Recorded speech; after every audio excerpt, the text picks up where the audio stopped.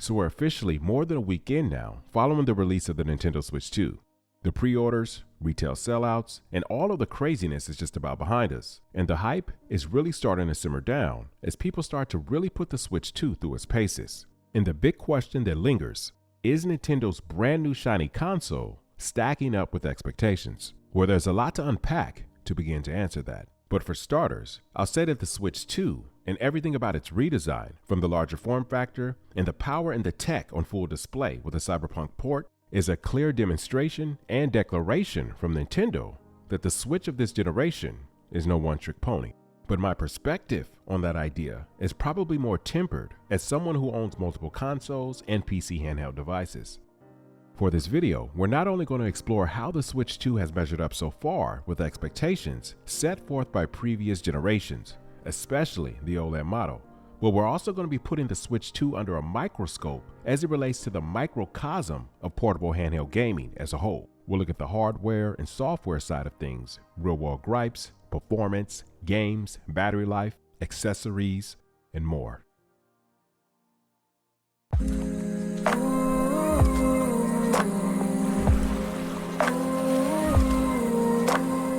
When it comes to the physical hardware, Nintendo did not reinvent the wheel for the Switch 2, which I think in large part was the right call. The holy trinity that the Switch has been defined by, gaming in handheld, tabletop, or docked mode, have truly only gotten better on the Switch 2. There is literally nothing outside of two things that I envy from my old Switch versus the latest model. We'll get more into number 2 a bit later, but the most obvious is the absence of an OLED display for the Switch 2. But I'm not going to sit here and pretend to be shocked or even outraged that the Switch 2 is using LCD technology, because if you look at the history, that's just so Nintendo. Why give it to you all up front when they can refresh the console in a few years with those extra bells and whistles? But I digress. The Switch 2's all-magnetic Joy-Con detached system I felt was the type of thing that could potentially go sideways. You know, sounds good on paper, but presents some real challenges and gripes in real life. But so far, this magnetic system is both satisfying and effective, powerful enough to hold the Joy-Con securely, but not too over the top to where you're yanking at the Joy-Cons to remove them when the time comes. This process is so smooth, so effortless, that I've been trying to find more reasons to play in tabletop just so I can experience it time and time again. I just never could have imagined that Nintendo could have improved upon that slide rail system for the older console to this extent. But here I stand corrected. The best part about it is that the Joy-Con wiggle effect appears to have largely been solved by this new design, and I really hope Lenovo has taken notes. The Joy-Cons are also longer and give adult hands a more secure grip, and the trigger guard has been extended out further, though I really would have appreciated some beefier grips on the backside this time around. That's an area I feel Nintendo could have taken a bit more risk, even if it meant releasing a separately sold design. But unfortunately, it looks like grip cases are still very much essential for comfort during prolonged use. Trouble is, most of these grip cases add another layer or step in between the time it takes to detach the Joy-Cons. So I actually have a kill switch on order that'll hopefully arrive soon to experiment with. Anyway, the thumbsticks, face buttons, as well as the shoulder and trigger buttons are all substantial upgrades as well, simply for the fact that they're larger and more adult hand friendly. Even the SL and SR button footprint has been improved as well, so I no longer have to use my fingertips when I'm playing split screen with my kids in a pinch. The added chat button on the right Joy-Con, however, I personally could do without, because I don't plan on using it so often to the point where I need a dedicated button, especially considering that we now have it up on the home screen. I've been accidentally hitting this chat button a lot when I'm trying to go to the home screen, so I actually remapped it as a second home button within the settings.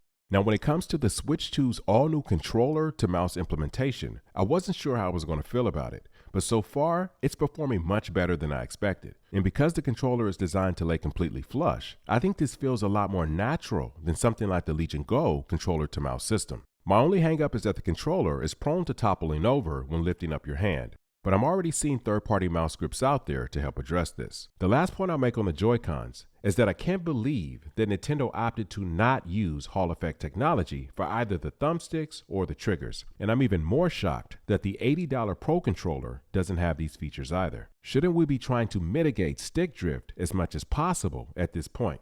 But you know, perhaps we'll see that in a refreshed model down the road. Now, when it comes to the upgraded kickstand, I really like the sleeker design and the smaller footprint. It's now a lot easier for fat fingers to access without long nails. But outside of that, when it comes to usability, I wouldn't necessarily say that it's leaps and bounds over the Switch OLED model. The OLED kickstand also has the benefit of a better hidden serial number. On a side note, while we're focused on this area, I know a lot of people have mixed feelings on Nintendo's decision to enforce the use of a microSD express card in order to expand your storage. And with this being fairly new tech, it is a pain right now to find them, making them very expensive.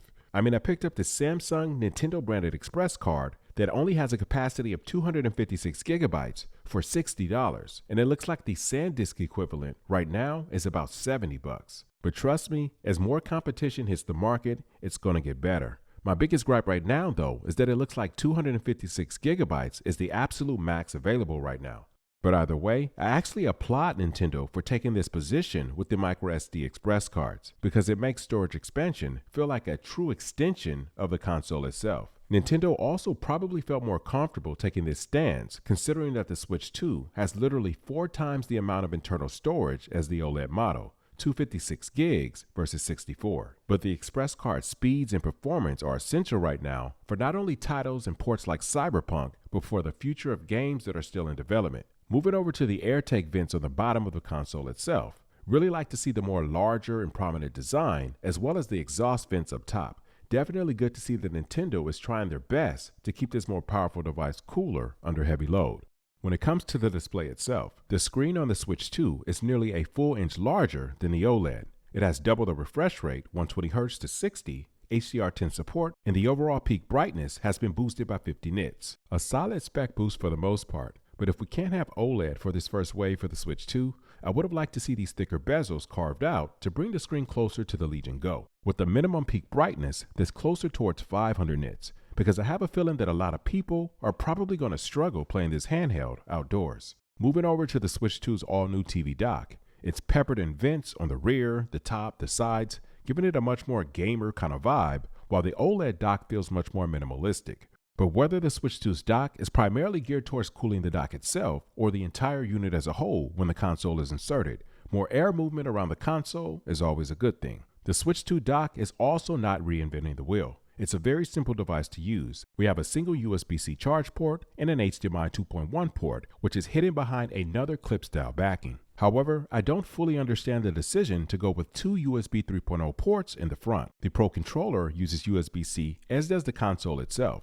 So why not at least one USB-C port to minimize these hybrid style cables? But hey, the fact that the dock can output 4K at 60 or up to 1440p at 120, all while managing an HDR output signal to the TV, is a huge step forward for Nintendo's portable console. However, I'm not really sure why this is the case or if it's ever going to be corrected, but VIR doesn't appear to be working with the dock right now. This would be an amazing feature to have to smooth inconsistencies between refresh rate and FPS, though Cyberpunk seems to be doing just fine right now without it.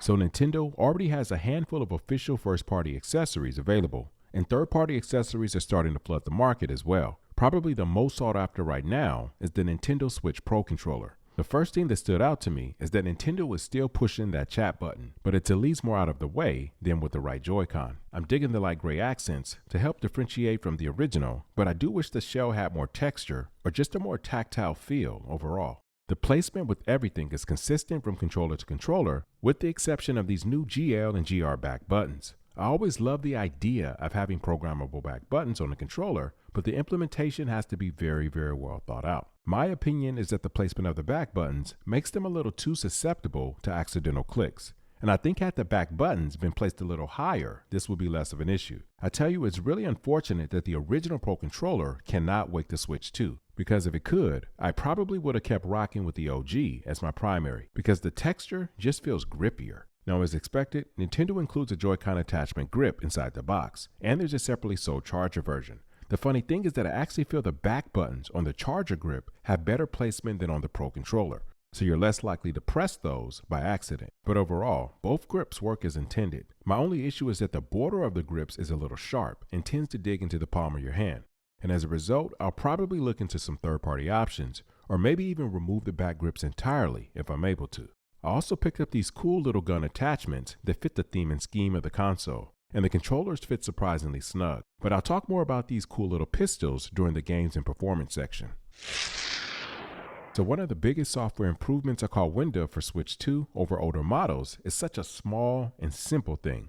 And yet for whatever reason, Nintendo wouldn't allow you to do it. And that's to go into system settings and set up a system lock pin. Why it took the second generation of the Switch to have this is beyond me. But this is seriously one of my favorite software additions. On the Switch OLED, I even went as far as to set up a pin workaround by activating parent timer controls using the Nintendo app. I'm also really glad to see that your theme of choice is finally carried over into the eShop as well, because I used to hate having to navigate this bright white interface in the late hour. And when it comes to load times and responsiveness, the Switch 2 is a dramatic improvement.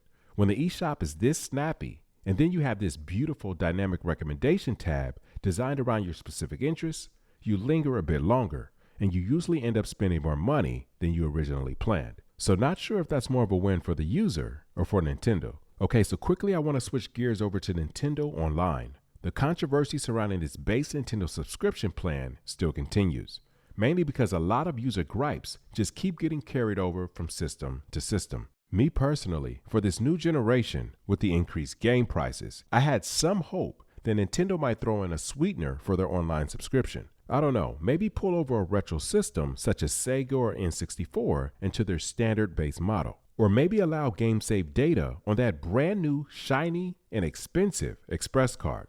But to be fair, Nintendo isn't the only console guilty of these types of practices. I mean, PlayStation, for example, is still hitting people up for $80 a year for their baseline Essentials plan. But then again, PlayStation hasn't quite hit that $80 game mark, at least not yet. On a less depressing note, however, I really like the concept of game share on the Switch 2, and I'm glad that this feature isn't exclusive to subscription holders. But the main drawback right now is that only a handful of games can support game share, and I can't believe that Mario Kart is not among them. So hands down, the game that I was most excited to play on the Switch 2 console was no other than Mario Kart World. After more than 10 years since Mario Kart 8 was originally released, we finally have a worthy successor. And I knew I had to pick up this bundle when the Switch 2 pre-orders were first announced. Now, Mario Kart World has an unmistakable visual upgrade and performance boost over previous installs. And though it's not a true open world by traditional standards, the game feels incredibly vast and ambitious with interconnected race courses, free roam areas, and unlockable characters. In handheld on Switch 2, the game can hit 60 FPS at 60 Hz at a native resolution of 1080p. However, in docked mode, the Switch 2 maintains 60 FPS, but boosts the native resolution up to 1440p, which can then be upscaled to 4K using DLSS. In comparison, Mario Kart 8 in handheld on Switch OLED runs at 60 FPS at 60 Hz, but at a resolution of 720p. And in dock mode, the Switch OLED could only achieve up to 1080p at 60 Hz. However, though the Mario Kart Switch 2 exclusive unarguably has the best performance of the franchise, it's not immune to frame drops when other local players are added into the mix. Luckily, the Switch 2 is capable of maintaining 60 FPS in two-player split screen, despite the increased native resolution bump from 1080 to 1440p. But you will start to feel things slow down a bit when a third and a fourth player jumps into the fray. This is also the case for the original Switch OLED, where frames can drop as low as 30 FPS when there's a lot of activity going on across screen. But all in all, Mario Kart World in my book is the best family-friendly co-op title of 2025. And Mario Kart World just has so much replay value with this new system, with the larger screen real estate, the improved HD rumble, and it's never been easier to just fire up a split-screen session anywhere. The only drawback for this game, when I compare it to Mario Kart 8 on the Switch OLED, is battery life, where I was only able to get about 2.8 hours of gameplay on Switch 2 playing Mario Kart World, while Mario Kart 8 on the Switch OLED came in at about 3.5 hours. However, a direct comparison of Mario Kart 8 across both systems fared much better. 1 hour and 20 minutes in, these were the results. 3 hours in, and finally 4 hours in. But the SharkGeek 170 24,000 mAh power bank has put any battery life concerns to bed. It's got a 170 watts output and 140 watts input that allows it to recharge from 0 to 50% in only 20 minutes. It's IP66 water resistant, and it can charge the Switch 2 from 0 to 100% 2 times over before requiring a recharge itself. Anyway, Cyberpunk 2077 was the next game that I was seriously pumped to test on the Switch 2. First off, I have to say, I'm extremely impressed with the job that CD Projekt Red has done with optimizations and leveraging NVIDIA's super sampling, especially when it comes to docking the Switch to play on TV. Seriously, I never thought I'd see a massive open world and graphically demanding game of this magnitude running on Nintendo Switch hardware. At least not natively, because up until recently, it was looking like Nintendo was going further and further down this rabbit hole with the cloud-based strategy for larger titles. Now, I did run into a handshake issue when trying to achieve 120Hz with Cyberpunk on my LG C4 TV, but I put out a quick video on how to get around that until hopefully an update is released by Nintendo. The interesting thing is that quality and performance modes, aka 30 and 40 FPS targets respectively, aren't super far apart in terms of how the game feels. So if you want a bit more shadow and highlight details, feel free to select quality mode as well in conjunction with 120Hz at the appropriate resolution. And I think you'll be surprised by what this slim, portable little device is capable of. And if and when Nintendo eventually enables the ability to leverage VRR in docked mode, the performance is only going to become even more impressive. Now, for those that are curious, I also performed a similar test with the Switch 2 and the Steam Deck OLED using Cyberpunk 2077, where I set the settings in the deck as comparable as possible with the Switch 2, and I adjusted the screen brightness and the audio to 50% as well. 40 minutes in, the Switch 2 was at 71% to the deck's 65%. 1 hour in, the Switch 2 was at 56% to the deck's 48%. 1 hour and 25 minutes, the Switch 2, 39% to the deck's 27%. 1 hour and 41 minutes, the Switch 2 sat at 26% to the deck's 11%. And at 1 hour and 48 minutes, the Switch 2 was at 21% to the deck's 5%, and at which time I powered off the deck because it's not good practice to completely drain it. And finally, at 2 hours and 9 minutes, the Switch 2 was at 5%, at which time I powered it off as well. So all in all, the Switch 2 battery life is not revolutionary, but it's also not as bad as you might think. Would I have liked to see an even larger battery for the Switch 2? Of course, but I've already seen complaints about the Switch 2 being too heavy already. I do have a sneaky suspicion though, that had the Switch 2's larger LCD display been OLED, we likely would have seen even more power efficiency. Moreover, where are the first-party games that can take full advantage of the Switch 2's 120Hz output? I'm still trying to figure that out. Mario Kart World would have been the ultimate first-party title to showcase this tech. Now, I recently upgraded Zelda Breath of the Wild to the Switch 2 Remaster, and it's really nice going from 30 to 60 FPS at 1080p in handheld and scaled up to 4K when docked. I think that works really well for a game like Zelda, but I want to see racing games like Fast Fusion take advantage of the 120, even if it means lowering screen resolution a bit, because that shiny VRR spec is best experienced at 120Hz versus 60. I read somewhere that Metroid 4 is rumored to have the 120 support, so I'm really looking forward to that. But unfortunately, right now, it feels a little like a pipe dream outside of Cyberpunk 2077. On the positive side, it's really good to see that this new system is breathing new life into older ports, providing much more steady frame rates for games like Resident Evil 5, Dying Light, Crysis 3, Hollow 2, and Resident Evil Revelations. And even exclusive titles like Bayonetta 3 can now maintain a much more steady frame rate as originally expected on older hardware. Now, when it comes to gyro utilization, House of the Dead was at the top of my list for trying out the new Joy-Cons. I love light guns and accessories that can give you an arcade kind of vibe inside the comfort of your home. The motion responsiveness does feel noticeably better than it did on my Switch OLED for this game, but the crosshair is still susceptible to wandering, forcing the use of the thumbstick to recalibrate the crosshair to the center of the display. More than anything, this is likely the software itself that needs refinement to be able to take advantage of the all-new Joy-Cons. And so I'm really looking forward to the House of the Dead 2 remake, which is slated to launch sometime in spring this year. So just for a moment, I want to talk about what the Nintendo Switch 2 is and what it is not.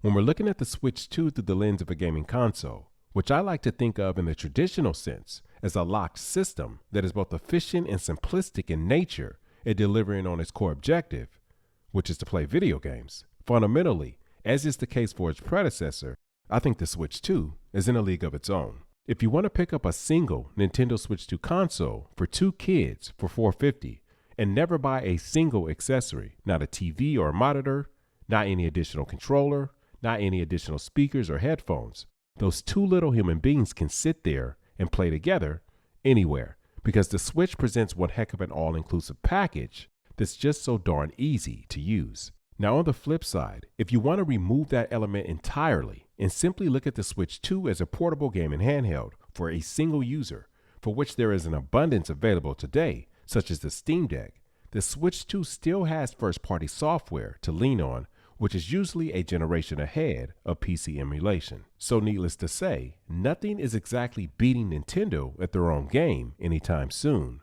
for better or for worse, because the Switch is just an entirely different animal in its own right. And these comparisons that we like to make, let's be honest, isn't exactly apples to apples. But it is what it is, and comparisons are always going to be a thing, especially now that the Switch 2 technically has more power than the Steam Deck. And because Nintendo always manages to do something to rub their own customers the wrong way, which I think in turn can lead to resentment, and maybe even for some people to seek alternative means beyond that beautiful walled garden.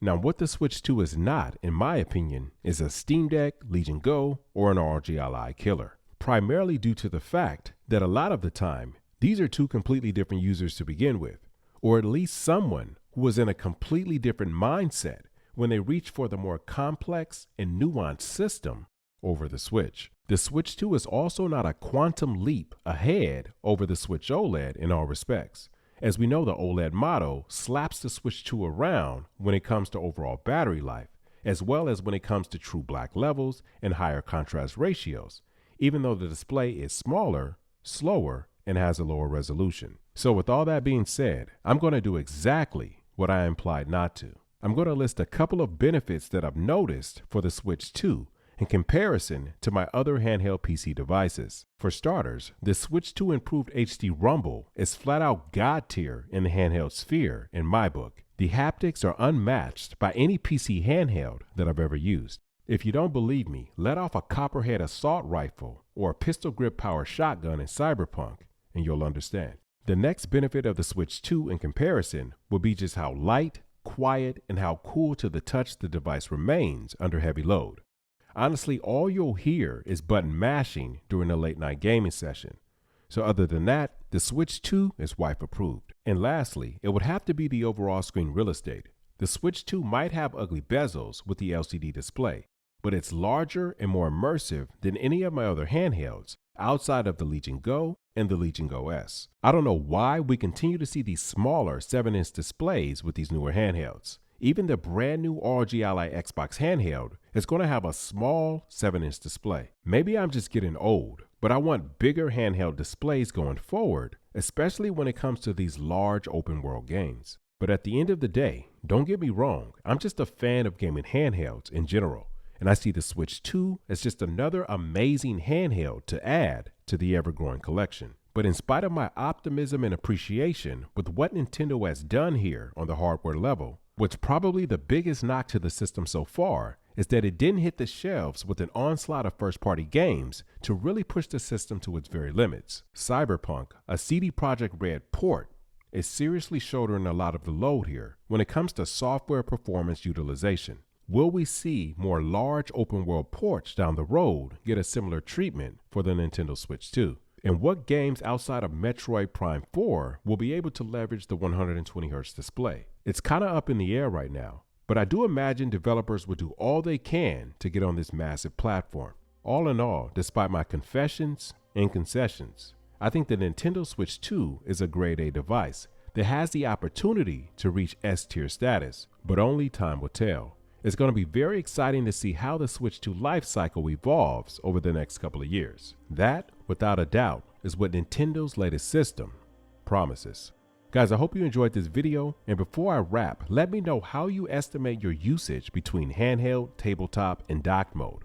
Right now I'm using the Switch 2 about 40% of the time in handheld, 30% in tabletop, and about 30% in dock mode. As always, thanks for watching and supporting the channel, and I'll see you guys in the next one.